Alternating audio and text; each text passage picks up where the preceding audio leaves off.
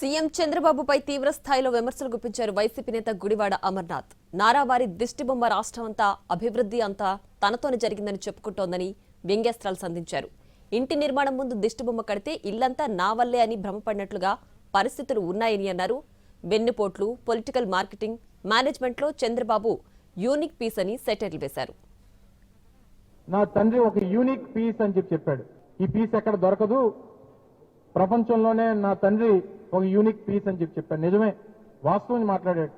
పిల్లనిచ్చినటువంటి మామని వెన్నుపోటు పడడంలో, 4 సార్లు అధికారం ఇచ్చినటువంటి ప్రజల్ని వెన్నుపోటు పడడంలో, 16 సంవత్సరాలు ఈ రాష్ట్రానికి ముఖ్యమంత్రిగా ఉండి ఈ రాష్ట్రానికి ఏమీ చేయకుండా ఉన్నటువంటి దాంట్లో కేవలం పొలిటికల్ మార్కెటింగ్ అండ్ మేనేజ్మెంట్ లో బహుశా నీ తండ్రికి మించినటువంటి వ్యక్తి ఈ ప్రపంచంలో ఎక్కడ ఉండడు. అది ఒక యూనిక్ పీస్ అనేటువంటి విషయం చాలా కరెక్ట్ గా చెప్పాడు వారి అబ్బాయి.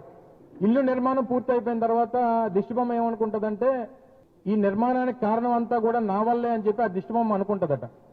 అలాగే చంద్రబాబు నాయుడు గారు నారావారి దిష్టిబొమ్మ ఏమనుకుంటుందంటే ఈ రాష్ట్రంలో ఏం జరిగినా నా వల్లే జరిగింది అని చెప్పి ఈ దిష్టిబొమ్మ అనుకుంటుంటుంది.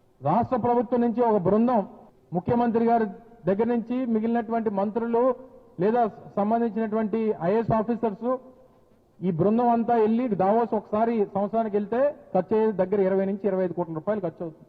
ఖర్చు అయింది ఈ ఖర్చు అంతా పెట్టి వెళ్ళి తండ్రి కొడుకులు ఇద్దరు డప్పు కొట్టుకోవడానిక? దేనికి ఈ